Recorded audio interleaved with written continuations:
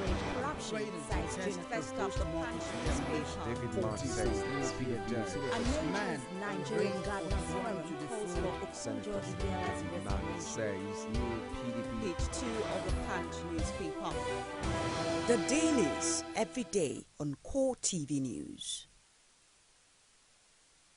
Public affairs analyst Victor OKHAI joins me now to review the papers and discuss issue-based campaign ahead of the rescheduled general elections. Good morning, Victor.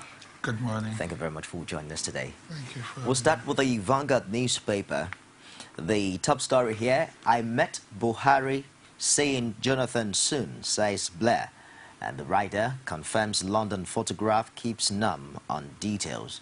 Buhari speaks at Chatham House on Thursday. The front page picture tells the story. Troops in Baga. Troops recover more arms and ammunition, destroy terrorist operational vehicles in Baga, Borno State. On the right hand, you see a suspected Boko Haram member disguised as a woman. And there's also an insert, the disguised suspect being questioned by military men. having a chat, actually. It really looks like a chat. Having a chat. You know, the guys are sitting on the bench and he's not in a white chair. Yeah, exactly. Lamido betrayed G5 governor, says Kwankwaso, says Buhari fit enough to govern. That's on page 9. CBN issues guidelines for Islamic banking advisory body. That's on page 8. Check out what Mr. and Mrs. has to offer today. There, your mustache is no longer sexy. It was what attracted me in the first place. Do something about it. And the man says, do they sell artificial mustache? Where you bought your false eyelashes. I like that. Well, let's start with the top story here. I met Buhari seeing Jonathan soon. Quite a number of pictures have also elicited a number of reactions on social media. But it's also quite baffling, the position of the two major parties at this time, where we thought that a 6 weeks extension will give us more time to discuss issues. Is that they're talking about the health, the reason why Buhari went to London in the first place? You avoided the whole health issue? Health issues. We discuss issues. Probably he went there to treat himself or so. Would you call that issue-based and critical not at really. this time? You see, this is how low our politics has descended. And unfortunately, it's going to be difficult for either side to just say they're talking issues alone, particularly if you decide to concentrate on issues and you're getting attacked, you know, then there's personality attacks, you know, and all of that on the other hand. So I think what happens is when personalities are being attacked, you get counter-attacks or defenses. And on the other hand, you get those who will concentrate on pushing the issues and hoping that particularly the undecideds will sift through all the cacophony and be able to decipher what the issues are and take a decision. But one thing is clear, the people who are making the hate speeches and all of that are not people who are going to be swayed. They have made up their minds. They are sitting on both, in trenches on both sides, and they have decided nothing good can come out of this place, and this one have decided nothing good can come out of this place. And like I said, it just tells us the level to which our politics has descended. Does it also in any way mirrors the quality of thinking of leadership in this country? Because these are not just people talking, they are representative of the parties themselves. Well, I want to say something. In fairness, much as the leaders may be complicit, in many cases, what you see is mostly from the followers. You will see a lot of people on Twitter, a lot of people, in fact, friends. You might have two friends, they belong to both sides of the political divide. And, you know, one will be pushing across his principles, agenda, or promoting his principles. The other will even leave that and begin to attack. And you find a lot of that. You know, a lot of fights on Facebook, on Twitter, and all that. The main people, often are not even involved in these things, unfortunately. You know, but what they say is that people are really passionate now. For the first time, politics is not just something for them anymore. There are people clamoring for change, and there are people clamoring for continuity. And they are very strong on their opinions. How do we now verify true change? Because when you talk about passionate people, are we directing our passion in the right directions? Are we discussing the issues that matter, that helps us make the new decisions at this time? Well, for the discerning public, and I know it's a bit difficult because if you're bombarded with a lot of things like this, you know, it's a bit difficult. Mass media is very influential, very, very influential. And so when you are daily bombarded with feeds like this on television, on radio, on social media and all that, your mind begins to get conditioned, you know. So it's hard to say how. I mean, it's hard to. I lost the train of my thoughts. I concerning your question. Remind me, I deviated a bit. We're actually talking about. Sorry. I understand where you come from, but Yeah. but looking at all of these issues put together, Yeah. we're looking at issue-based campaign, and at one hand we're seeing political parties, even representatives of political parties coming out to the fore to talk about what they call issues, you know, other than the real issues.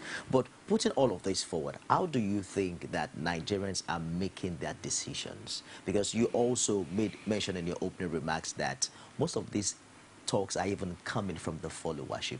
Would you say that all of these talks would help us eventually to make the right choices when we get to the polls? Well, some of it can influence.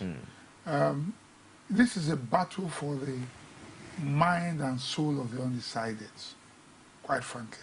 There are hardcore loyalists on both sides. People like that, there's nothing you can do. Nothing you say will sway them. Nothing you say will change their mind. So the battle is for the undecided. And quite frankly, they will decide the results of this election. It's not those making noise right now. It's the undecided voters, those in between that will decide. And so what you see here is a battle for the minds of those. And so the issues that are being thrown up, is when you talk about issues transcend achievements and manifestos. Where you don't have a track record, you talk about manifestos, which is the roadmap, where you want to take the person to. Where you have, then you flaunt what you've done before and how you plan to improve on it. Okay? So now, what you find is that there are other issues beyond these two, because manifestos are like rhetorics here. We hear the same thing all the time. And so you can only judge people based on what they've done, you know, or you judge them based on their own personal characters. And so when you talk about issues in this case, you'll be looking at a man who, for instance, says, if he says, I'm going to give you free education, and then you want to look at his antecedents, where he's coming from. Is he a believer in free education? Is he the kind of a person? If, for instance, he lived in a house where he took somebody, you know, to come in as a maid or whatever, and never bothered about sending that person to school, then you can begin to judge whether that person truly believes in education. And so issues like that begin to come up. Religion is an issue, but we must not promote it to the point of dividing ourselves. The issue of ethnicity should not really come, but unfortunately, as you and I know, politicians will always use these things to gain advantage or to gain, you know, political capital. You know, which is why when you touch a politician, or when a politician loses out somewhere, he goes back and says, they're attacking me because I'm a Muslim, or because I'm a Christian, or they're attacking me because they say we are minorities or we are from this tribe. And unfortunately, they have a lot of gullible followers. And which is why education is very important. You cannot do this to an educated man. The educated mind, not all though, because there are some that can still be manipulated, but in the main, when a man is educated, he's able to make up his mind, you know, decide on his own what he wants to do. And make decisions. Yes, based and on make it. decisions. Let's move away from the Vanguard. Let's find out what the top story is today on the front page of the Punch newspaper. APC lawyers attack Jonathan over 9-hectare Abuja farmland. The writer 90 here. hectares. 90 hectare, I beg your pardon. President didn't breach any law, says Abati. The front page picture also shows some operations of the Nigerian military in the ongoing war against insurgency. Ex-Anambra Governor Mbadinuju dumps PDP for APC. That's on page 8. Court frees Babalaki of 4.7 billion naira fraud charges. Page 3 of the Punch. Military arrests Boko Haram fighters disguised as women. Now, there's another interesting position now on what they call the fake Shekau. You recall that Nigerian military has always been of the opinion that Shekau had been killed in a particular gunfire. But it's also amazing to find out that they are talking about capturing Shekau alive. The APC is saying that is raising an alarm that this fake Shekau is being presented before Nigerians and is being used as a tool to blackmail, that there are plans that this fake Shekau eventually will be used as a tool to blackmail certain members of the opposition by coaching the phantom terror chief to say that he was working for the opposition party, General Muhammadu Buhari, in order to link its presidential candidate to terrorism as it had attempted but failed in the past. What are your thoughts on this? I think it's just, you see, it's unfortunate that our politics has descended to such a low state. If on the one hand, APC agreed with Boko Haram that the Shekau that was caught was fake, you understand what I'm saying? When they came out and said no, the Shekau the army got was a fake one. APC went to town at the time and said it was fake, that the government did not get the real Shekau. And then suddenly now they're turning around. And I see this as being preemptive. There are laws in this country. I don't know why we should be planting such falsehood. I don't call falsehood.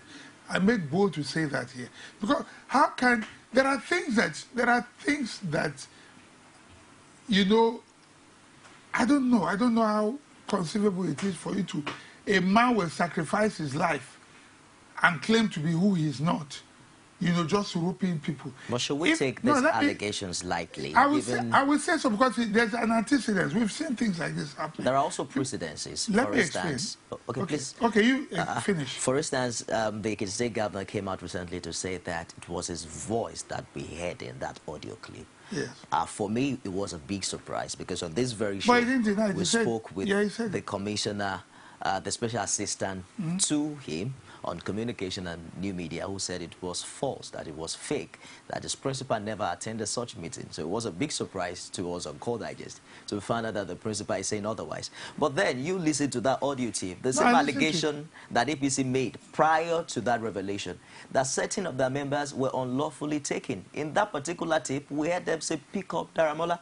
So would you want to take this allegation lightly if the same certain allegations made by the APC is beginning to show like there are similarities? No. Let me say this to you. I said something earlier a while ago. I said there are laws in this land. There are laws in this land. You see, a man like Buhari, you cannot pick up like a common criminal because he has large followers, a large following. Now, I think we should wait and see. Let the army prosecute this war. If they get people, let's stop being preemptive. Do you understand what I'm saying? You cannot now begin to manufacture and say, they will say this, they plan to do this. So what if it turns out, and I'm not saying it's true, please, so that the public does not misunderstand me. And I hope such a thing is never true. But what if it turns out, you know, that such a thing is the case? Then you now say, oh, we said it, which means if you now put lie to what is probably a fact, you understand what I'm saying? I think I think we should stop being preemptive, allow the army, encourage the army so that they can do their job. So they don't go and capture somebody and then you now say, oh, you know, in the normal process of investigation, you now begin to preempt what is going. That's why, you know, so I think it is. I think what is being done here is not very tidy. Just a minute, Victor. Yeah. Let's take this call. Hello, Yeah, good morning, Tochukwu. Yeah, good morning, my brother Nishami. Welcome to Call Digest. Go ahead with their contribution. Okay, Please, the reason why people like me would always add my voice to national discourse is because I don't fall among the categories of presumed to be gullible. You see, the APC, let me be categorical this time, it does appear that they are becoming a public nuisance. I mean, apologies. I don't know. How can any right-thinking person, instead of at this point, to do everything possible to support our military, both in morale, in action, and in deeds, the reverse now becomes the case that they are looking for accusation of capturing Sakaru or whatever they call him, to blackmail Buhari. I mean, oh my God, what is wrong with opposition in Nigeria? This is not how opposition is done. This is not how it is done. And just look at what happened in Anambra State. Like I always complain, when this change mantra Nigerians are touted, it is the change of how we are governed, not necessarily a change in political party. Talking about it, the change in a situation whereby the rich are automatically getting richer, while the poor are manually getting poorer. That is what we want to change from, not a change in political party. You see, and what the APC is trying to do is to go and recruit those people who want to change from into their fold. Look at recruiting the former governor of Mbasi, the former governor of Anambra to their fold yesterday. It was regrettably unbecoming. And Nigerians were crying. We never anticipated that Mbasi of all people who totally strangulated Anambra State and even got pensioners judgment, that the APC will open its hands wide open and welcome him. And I think they are happy with their food. I think they should look inwards. They are not happy about that. Finally,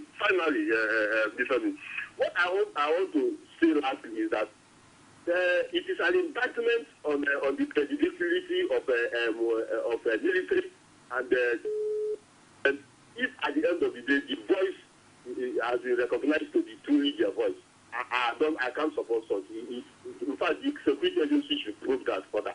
It's regrettably. That is my contribution. Well, thank you very much, and thank you for saying that, because the Ekiti State Governor already confirmed that was his voice. So just listening to that it, also might also further authenticate the that particular audio clip. I listened to bits of it. I think the one you played here the other day, the voices are unmistakable. You understand what I'm saying? And I recall that you also condemned it. You also condemned that. Yes. But let's move ahead a little and find out, obviously, the two major political parties cannot be absolved of mudslinging, names calling, personality attack. Who then, or what kind of a thing can change this style of politicking in Nigeria subsequently, where we have a situation whereby we'll talk less of personality attack and address issues so that people can, examine the potentials and the capacity of these political candidates? Well, our politics is evolving. What you see is not, nobody has any control over it. Nobody can legislate against people airing their views, particularly with the democratization of the media through social media, such that everyone has access. And it's not just any type of access, it's random access. From wherever you're at, any time you can, you can get access to social media, post anything, without any censorship and all that. So, and so what I think is going to happen is the political awareness is very high right now. So ultimately what's going to happen is people you'll find a situation where politicians become more careful about the lives they live, about the things they say, and things like that. So, and when we get to a point now where we begin to present credible people, then we will now leave personalities and then focus on issues. Because on the personalities, you will have clean people. You understand what I'm saying? All parties will now begin to present people without controversies. And when you begin to present the best without controversies, then what we'll now concentrate on will be issues. Let's take this call. Hello, good morning. Yeah, I want to contribute to the discussion on the phone. You're welcome. What's your name and where are you calling from? I'm I'm Professor Bamdele from Adokiti. Bamdele from Adokiti. Please go ahead with your contribution, sir. Hello, good morning, sir. Good morning. Good morning. I really enjoy what you've been discussing since. Hello? Go ahead, please. Because what is currently happening in the country today is, hello, are you hearing me? Yes. Based on this coming election, you will understand that each party, what they are not really based on campaign on their issue base. And if you see what happened in June 29 last year, you will recall that police, they used army to harass some people. Because I was there and I voted. And I witnessed what really happened during that period. And using army again to harass people, not giving them the real opportunity to vote this time around, will not go well for our democracy in this country. It is good to everybody free, their conscience, in order to perform their franchise, their civic responsibility. Using army to terrorize people, to debar them, connecting them, harassing them, that will not go well for our democracy in this country. I believe you made your point there. Thank you very much for your contribution. I think that's issue-based. We expect that both parties should have come up at this time to state their points and let us know why or why not military should be involved, the Nigerian army should be involved in the electoral process. For instance, a court of appeal seemed to have frowned at the use of the military in the Ekiti election. What are your thoughts along this line? Well, quite frankly, again, this is how we politicize everything. For whatever anybody wants to say, and I've repeated it on occasions and several times, in Anambra, not a soul died because of the involvement of the military.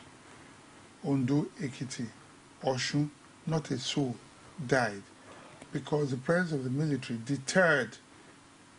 Okay? The audio clip now might be a game changer. No, let me just in finish. the role that the Nigerian military I'm not played. arguing, but it deterred, you know, if you like, miscreants from going about what they know how to do best during elections: maiming, killing, harassing, intimidating.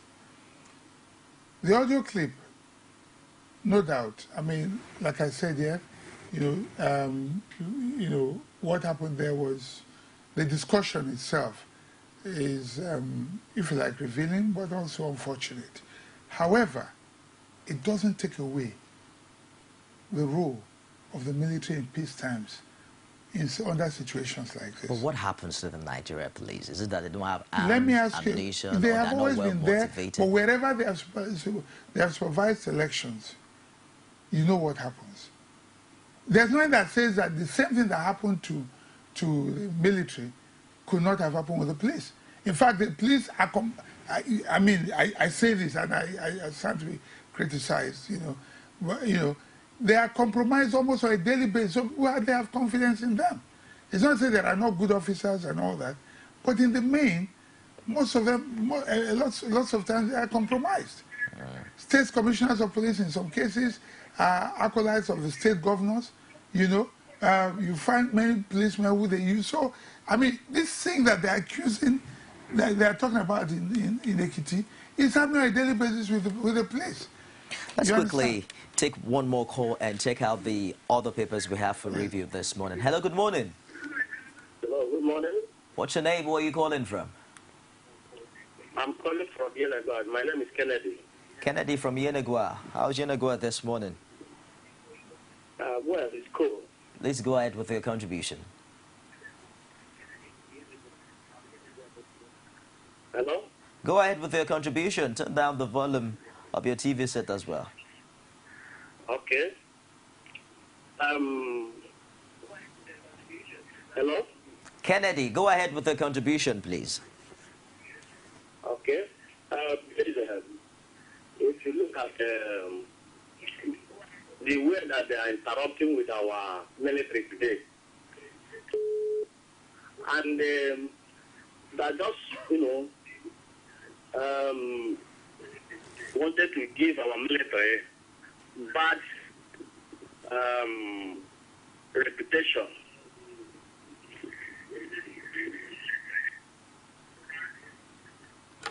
I'm afraid that you have to call me back. You're busy listening to yourself on the TV set. When you're calling on the show, turn down the volume of your TV set so we can enjoy hearing you. Let's quickly touch on the Nation and the Guardian. On the front page of the Nation this morning, Shekau order. APC alleges plot to blackmail Buhari insurgents posing as women in Baga. The charge to the military that they should catch Shekau alive by the president in the last 24 hours lends credence to the report that indeed a fake Shekau is about being created. And I believe that we touched on that earlier. Fire share under fire over death wish for candidate. Also others condemn action. Governor, I'm not on his trail. Oshomole, don't use army to protect ambition. Ambo, they launch his stickers for Lagos Okada riders. Is it that the governor of Lagos said? APC candidate demands audit reports publication. Obasanjo's exit PDP's death warrant, says Kwankwaso. But it's amazing that Okada also is another main point for the PDP campaign in Lagos. Would you really support that motorcycles should be back on the Lagos street? No, you see, for me it was the sheer hypocrisy of what happened in 2011 when the current governor of Lagos State bought helmet for Okada riders, which is a good thing for protection, but also had them on his campaign trail, campaigning with him, Okada riders. And then in the end... Okada still plied the route this No, I'm coming to that. It was banned from the main streets in Lagos. For safety reasons and all that, and so, for me, I don't think the PR, even if the intention, some of us who are enlightened understand the intentions and the risk it portends and all that, but the public relations side of it was not properly managed. Because the Okada riders, what happened at the time was it made it seem like they were being thrown off jobs and all that. And that perception has stuck. But come to think of it, when exactly did motorcycle riding become an occupation or a vocation in Nigeria? Because, hello, good morning. Good morning, sir. Welcome to Call Digest. What's your I'd really name? like to answer that question. My name is Ahmed from Mina. Okay, Mina, please go ahead with the contribution. Ahmed, you have 1 minute. I want to advise the program. All right. That in doing the program, I expect you should start by bringing out the headlines first. Okay. After narrating all the headlines, then you now go ahead to digest them. It's all right. Thank you very much for your contribution, Ahmed from Mina. I think that's exactly... Maybe you had something more to say. Oh, that's exactly what we're doing, but we're running out of time now. I was talking about when exactly did motorcycles become vocation in Nigeria? Because when we have a situation whereby governors even now give these things out instead of teaching and training them in skillful crafts. I want to say something. Any lawful means of earning a livelihood, for me, is okay. Is it sustainable? Why not? You can move from one Okada to 2 to 3 to 4. It's transportation. The fact that it's bipedal, I mean, you're having 2 wheels doesn't make it any less. But eventually there are people now, who hire out bicycles. Now, eventually now, we now discover that... If you put food on the table, there's nothing wrong with it. We're talking about, is it in tandem with new development, technological advancement? Because the moment you urbanize an area, they tell you that this particular vehicle cannot ply this route, and then it looks as if it's not eventually sustainable. I'm talking about the fact that you can... why not train a young man in skillful craft, rather than teaching them how to ride a car? I don't have a problem with it, but you know what? I give you an example. If my father is a night guard somewhere, for instance, I, as Victor, would not stop him until I can give him an alternative. He's earning, it's an honest means of livelihood. It takes him away from home. He goes there, he earns a living. he interacts with people there. Probably his skills level allows him to be there, or probably there's no job for now. To move him from that place, I would have to have an alternative for him. Now, if Okada, what does Okada do? The Okada rider provides transportation from it provides a service for people who want to move from point A to point B, beating traffic, going through maybe bad roads, you know, particularly in rural areas and all that. And if a man can invest in it and can earn a living from it, I have nothing against it. But at the same time, there are people who can earn, who can learn skills and do other things as well. Let's take this last call on the show. Hello, good morning. Morning. How are you, sir? Terrific. What's your name? Where are you calling from? I'm Dilly from Kano. Dilly, you have 30 seconds. Go ahead with your contribution. Yeah. You see, the man on that spot was talking about issue-based. Okay. Now you brought in another issue about Okada. He's talking just about making money. Has he considered the threat? How many people have been put out of life? So, what is the issue? Why? You know, balance all these things so that we can be educated. Thank you. Good to hear from you today, Dilly from Kano. I know you want to react to that. Oh, yeah. I mean, but he has a point, but your question was briefly. direct. Your question was direct. What about other skills, you know, and things like that? Every job comes, I mean, people go into the police force. Every time you wear that uniform and go out, you are like a sitting duck. Armed robbers can shoot you. But it's a job. People go into the military. It's a job. I know that Okada, with Okada riding needs to come responsibility. Putting on your helmet, driving safely, and all of that. I think we're going to have to discuss Okada riding is nothing wrong on its own. As a major topic on this show. So that would be nice. It would be nice to do that. Thank you very much for joining us today, Victor High. Having me. A big thank you to Ahmed from Mina. Well, thank you for your advice on the show. We're going to bring you a repeat of this program in case you want to watch it again, 12 midnight today. And if you also missed out on the show, you can go to www.youtube.com/CoreTV, leave a space and news, or you can follow us on Twitter and do at Core Digest Live. We'll always paste the link of all of our shows every day, so you might also want to find that quite interesting to watch it again. I am Nifemi Oguntoye. I'll be back tomorrow, God willing, with another exciting edition of Core Digest. Stick around for the top of the hour news. Don't go away.